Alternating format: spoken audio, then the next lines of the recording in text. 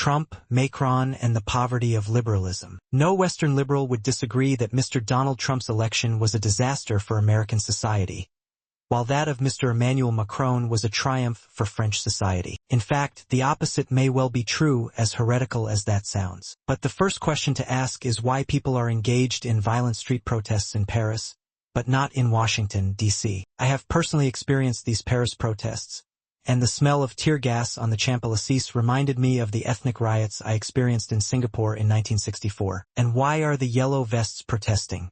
For many, at least initially, it was because they did not believe that Mr. Macron cared for or understood their plight. The French president is trying to implement sensible macroeconomic reform. The proposed increases in taxes on diesel fuel would have reduced France's budget deficits and helped lower its carbon dioxide emissions. His hope was that a stronger fiscal position would increase confidence and investment in the French economy, so that the bottom 50% of society would eventually benefit. But for people to endure short-term pain for long-term gain, they must trust their leader. And Mr. Macron, it appears, has lost the trust of much of that bottom 50%. By contrast, Mr. Trump retains the trust and confidence of the bottom half of American society, or at least the white portion of it. At first sight, this seems strange and paradoxical. Billionaire Trump is socially much further from the bottom 50% than the middle-class Mr. Macron is. But when the American president attacks the liberal and conservative U.S. establishments, he is seen as venting the anger of the less well-off toward an elite that has ignored their plight. His election may, therefore, have had a cathartic effect on the bottom 50%, which may explain the lack of street protests in Washington or other major U.S. cities. And these Americans have much to be angry about. Most tellingly, the U.S. is the only major developed society where the average income of the bottom half has not just stagnated but also declined markedly, as Professor Danny Quah of the National University of Singapore has documented. Even more shockingly, the average income of the top 1% was 138 times that of the bottom 50% in 2010, up from 41 times higher in 1980. There is no single explanation for why inequality in the U.S. has rocketed, while the economic interests of the bottom 50% have been ignored. But we can obtain at least a partial answer by looking at the two principles of justice that Harvard philosopher John Rawls articulated in his 1971 book,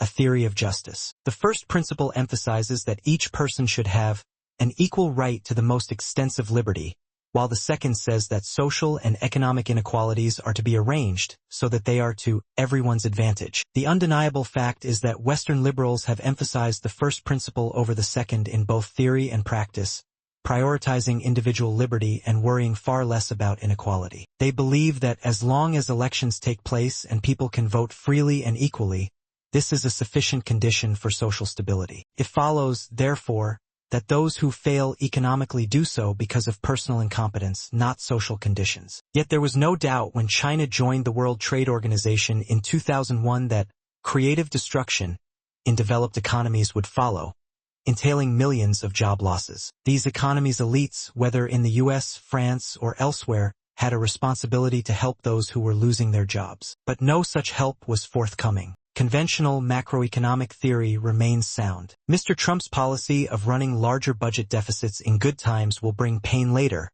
while Mr. Macron's economic policies will eventually pay off if the French remain patient. And Mr. Macron may yet back reforms that address inequality. But he is clearly not trusted by the bottom 50%, while Mr. Trump is. For this reason, liberals may have made a strategic mistake by focusing their anger on Mr. Trump himself. Instead, they should ask themselves why much of the bottom 50% trust him. And if they were honest, liberals would admit that they have effectively let the bottom half of society down. If liberals want to defeat Mr. Trump utterly, there is only one route: regain the trust of the voters that form much of his base. This will require them to restructure their societies so that economic growth benefits the bottom half more than the top 1%. In theory, this can be done easily. In practice, however, major vested interests will invariably seek to block reform. The choice for liberals is clear.